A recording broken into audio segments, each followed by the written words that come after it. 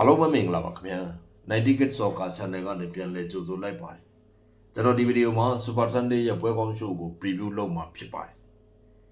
Real Madrid နဲ့ Barcelona ကစားကြမယ့် El Clasico ပွဲမြန်မာစံတော်ချိန်9:45မှာဖြစ်ပါတယ်ဒီရာသီဥရောပမှာပုံစံမတူတဲ့ပုံစံနှမျိုးနဲ့ဒိုင်ကိုရသောနှစ်သင်ထိတ်တိုက်တွေ့တဲ့ပွဲပေါ့ဗျာလက်ရှိ Madrid က La Liga မှာအဆင့်1ဗျာသူရဲ့ထူးခြားချက်တွေ La Liga စုပေါင်းကစားခဲ့ပြီးတဲ့ပွဲတွေမှာနှစ်ပွဲဆက်တိုက်ကြေးကြတာမျိုး Madrid တွေမရှိဘူး။တပွဲကြေးကြရင်နောက်ပွဲမှာသူဆက်ချင်းပြန်ပြီးတော့ comeback လုပ်တယ်။ပွဲစဉ်4ပွဲစဉ်5ပွဲစဉ်6နောက်6ကြေးတွေအောင်နေတဲ့ရှင်တွေကနေပွဲစဉ်9မှာ Atletico Madrid ကိုသူမထင်မှတ်ပဲဝေးဝေးမှာကိုပြတ်ရှုံးပြီးတော့ကြေးကြတယ်။ဒါပေမဲ့နောက်ပွဲမှာကျတော့ Villarreal ကိုပြန်နိုင်ပြီးတော့သူကြေးအောင်တယ်။နောက်ဆုံးကစားခဲ့တဲ့ပွဲမှာတော့ Getafe နဲ့သူကြေးကြထားတယ်။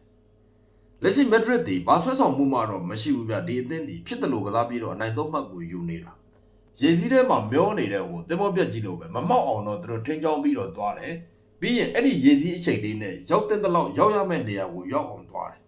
အခုအလွန်ဆို Madrid ကိုသွားနေတဲ့ပုံစံကလည်းအဲ့ဒီပုံစံပဲ Madrid ရဲ့ play style ဒီဘာဆွဲဆောင်မှုမှမရှိဘူးဒါပေမဲ့ဒီအသင်းမှာပြုပြင်ပြောင်းလဲနေရတယ်အများကြီးရှိသေးတယ်ဆိုတာကိုသိနေတဲ့အတွက်Xavi Alonso ဒီ Real Madrid ကစားတဲ့ပွဲတိုင်းမှာမရှုံးရေးကိုနံပါတ်1ဦးစားပေးပွဲစပြီဆိုတော့ねပြိုင်ဘက်ရဲ့အချိန်တွေကိုသူတို့သားသာတာဖြစ်အောင်လုပ်တယ်ပြိုင်ဘက်ကိုသူတို့ထိန်းချုပ်နိုင်ပြီး okay ပြီဆိုကမှဒီ Kylian Mbappe စီကို direct play တွေကစားပြီးတော့ direct play တွေနဲ့ဂိုးရအောင်သူတို့ဖန်တီးပြီးကြိုတယ် Kylian Mbappe ကလည်းဂိုးတွေရအောင်သွင်းပေးနိုင်တယ်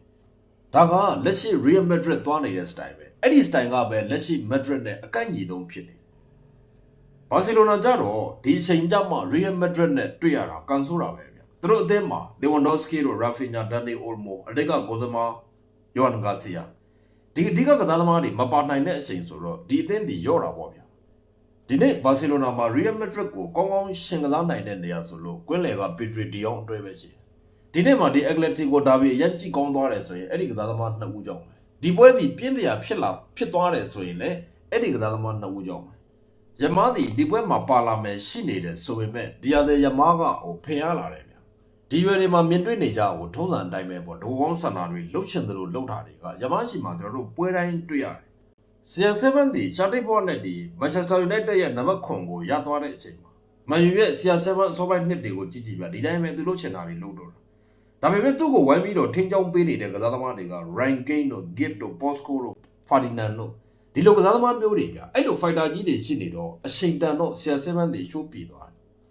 နောက် Lionel Messi ကြတော့လေဒီတိုင်းမှာပဲဟိုစိတ်မရှိခြင်းတော့အောင်ကိုဘောလုံးကိုလိန်လုံးခော့လုံးတဲ့ကစားသမားပဲဒါပေမဲ့လီယိုမက်ဆီကိုဝိုင်းပြီးတော့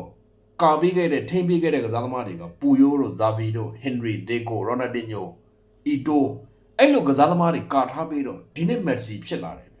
ျအခုယမားလိုအပ်နေတာအဲ့ဒီအထင်ကုတ်ပဲဘာစီလိုနာကလက်ရှိလောလောဆယ်မှာသူ့ရဲ့အထက်မှာဘယ်သူမှမရှိဘူးဖြစ်နေတာအဲ့ဒါကသူ့ရဲ့ပြဿန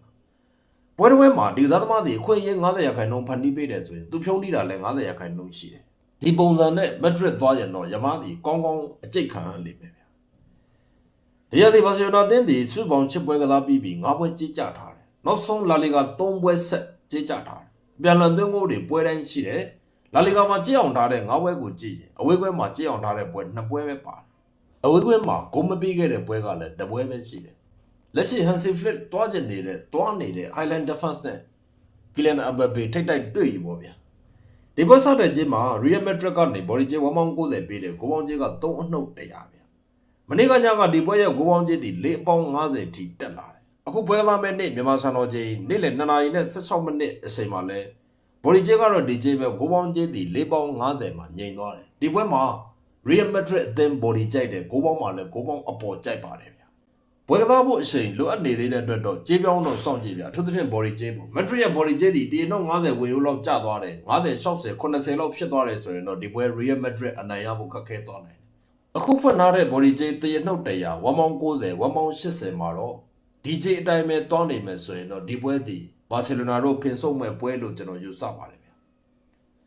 အာဆင်နယ်နဲ့ Crystal Palace ကစားကြမဲ့လန်ဒန်ဒါဘီပွဲမြန်မာစံတော်ချိန်7 နာရီခွဲမိနစ်ကရသည်ဒီနေ့တင်တွေ့တော့ပွဲစဉ်34မှာဖြစ်ပါတယ်တစ်ဖက်2ဂိုးစီတည်ကြခဲ့ပြီးတော့အာဆင်နယ်ကအဲ့ဒီပွဲမှာ1.50ဘော်ဒီကျေးပေးတယ်ဂိုးပေါင်းကျေးက3.50ပေးတယ်လက်ရှိအာဆင်နယ်တင်းဒီပရီးမီးယားလိမှာဘော်ဒီကျေးအောင်ထားဆုံးအသင်းပြ10ပွဲမှာစုပေါင်း6ပွဲအထိသူကြေးအောင်ထားကြေးအောင်ထားတဲ့အဲ့ဒီ6ပွဲမှာအင်ကွဲမှာအောင်ထားတာကစုပေါင်း3ပွဲအထိပါတယ်ဗျ အိမ်ခွဲမှာကြေးကြတဲ့ပွဲတောင်အာဆင်နယ်အသင်းဒီအပြည့်မကြဘူးသူ့လက်ထဲမှာပြားစွန်းတော့ကြံခဲ့သေးတယ်ဆိုတော့ဒီအသင်းဒီခံသက်ကောင်းတဲ့ဘာညာတွေတော့လုံးမနေတော့ပါဘူးဗျာအားလုံးလည်းသိပြီးသားပဲ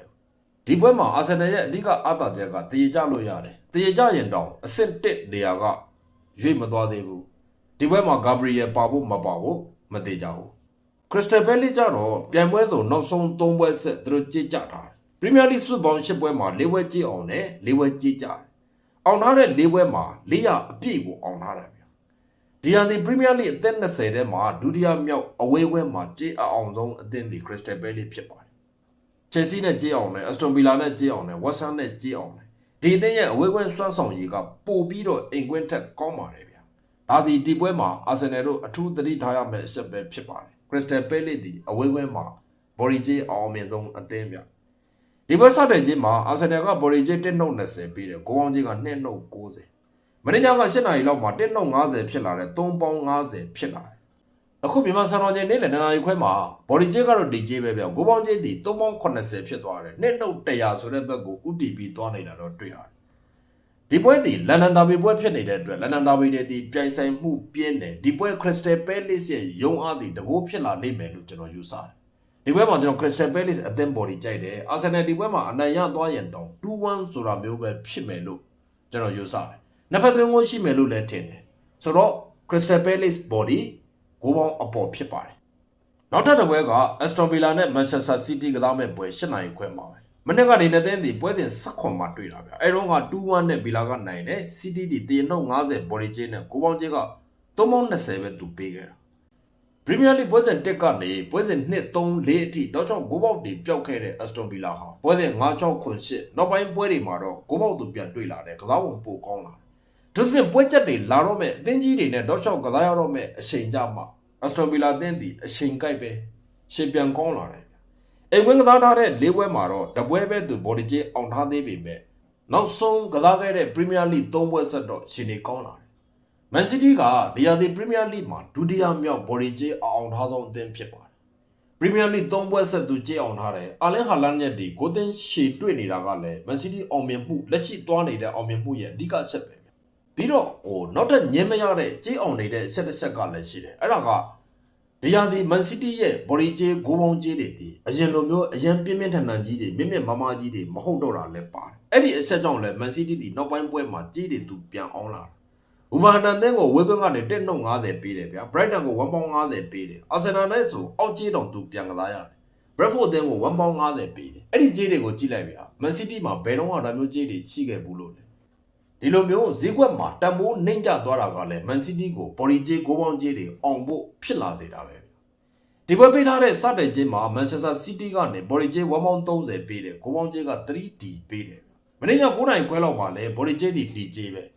အခုမြန်မာစံတော်ချိန်နေ့လယ်2နာရီခွဲမှာကြာတော့ဘော်ဒီဂျေဒီမန်စီးတီးရဲ့ဘော်ဒီဂျေဒီဝေးဝေးကနေ1.60လောက်ဖြစ်လာတယ်ဂိုးပေါင်းကြေးက3.80ဖြစ်လာတယ်ဒီပွဲမှာတော့အင်ရှင်အက်စတိုဗီလာအသင်းရဲ့ဘော်ဒီတစ်ကြောင်းတည်းကိုပဲကျွန်တော်ကြိုက်ပါတယ်ဗျာနောက်ထပ်တစ်ပွဲကဘုံမောက်နဲ့ Nottingham Forest ကစားမဲ့ပွဲမြန်မာစံတော်ချိန်7နာရီခွဲမှာဖြစ်ပါတယ်မနေ့ကနေနဲ့ဒီပွဲစဉ်23မှာတွေ့တာဗျာဘုံမောက်က9ခုပြတ်တော်နိုင်အဲ့တော့ကသေနှုတ်100ဘော်ဒီဂျေပေးတယ်ဂိုးပေါင်းကြေးက3.80ပေးတယ်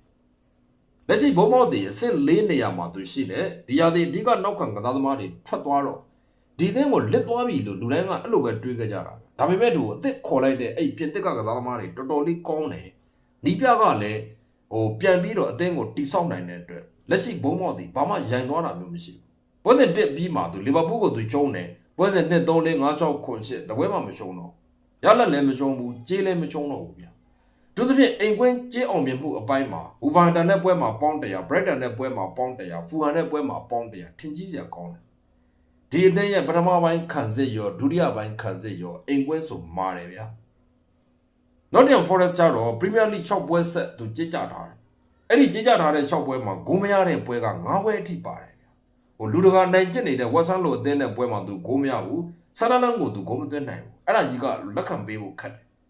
Nottingham Forest ကဒီ Europa League နဲ့ Premier League ပြိုင်ပွဲကြားမှာပြည်တွင်းပြိုင်ပွဲကြားမှာဗျာများနေတာပဲလုံလောက်တဲ့ကစားသမားစုဖွဲ့မှုအရန်အရန်တောင့်တမှုမရှိဘဲနဲ့ဥရောပပွဲကစားရတဲ့အခါအသင်းဒီရေရှည်မှာတောင့်မခံထားနိုင်တော့ဘူးဒီတိုင်းဆက်သွားနေရင်ဒီအသင်းဒီတန်းစင်းစုံတွေကတော့လွတ်ပါမလား ဒီပွဲစတဲ့ကြီးမှာဘုံမောင်အသင်းကနေဘော်လီကျဲ1ပေါင်း90ပေးတယ်ကိုပေါင်းကျဲက2နှုတ်80ပေးတယ်မင်းညကဘော်လီကျဲ1ပေါင်း80ဖြစ်လာတယ်ကိုပေါင်းကျဲက2နှုတ်100ဖြစ်လာတယ်အခုပွဲလာမဲ့နေ့ဟို3နိုင်ထိုးကနေပေါ့2နိုင်45လောက်မှာလဲကြီးကတော့ဒီကြီးပဲဗျဘော်လီကျဲဒီ1ပေါင်း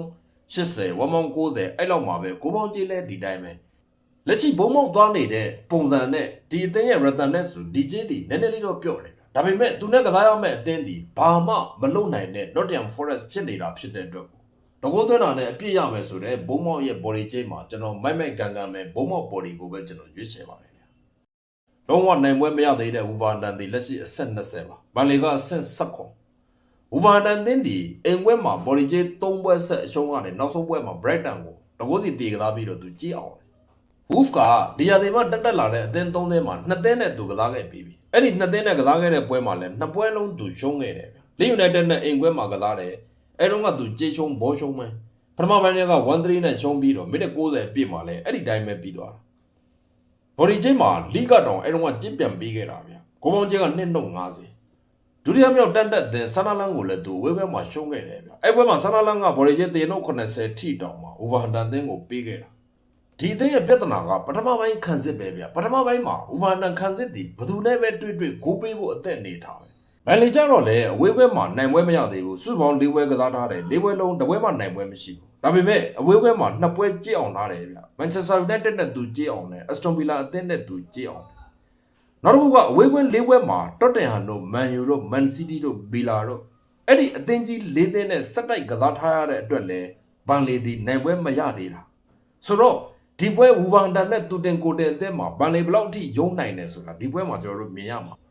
ဒီပွဲစတဲ့ကြေးမှာဝူဗန်တန်ကတင်နှုတ်80နဲ့ကိုပေါင်းကြေးက2နှုတ်80ဗျအခုလဲဘော်ဒီကြေးကောကိုပေါင်းကြေးရောဒီကြေးပဲပြောင်းလဲခြင်းမရှိဘူးကျွန်တော်ဒီပွဲမှာလက်ရှိပေးထားတဲ့တင်နှုတ်80 80 90 100အခြေအနေမှာတော့ဝူဗန်တန်အသင်းဟာဘန်လီကိုနိုင်မရနိုင်ဘူးလို့ကျွန်တော်ယူဆတဲ့အတွက်ဧည့်သည်ဘန်လီအသင်းဘော်ဒီကိုပဲကျွန်တော်ရွေးချယ်ပါတယ်ဗျဆုံးနေလိုက်နားထောင်ပေးကြတဲ့တယောက်ချင်းစီတိုင်းကျေးဇူးအထူးပဲတင်ရှိပါတယ်မြန်မာပြည်ကြီးမြန်ဆုံးအေဂျင့်ပါစေအတ္တမတရားလဲမြန်မြန်ကြဆုံးပါစေခင်ဗျာ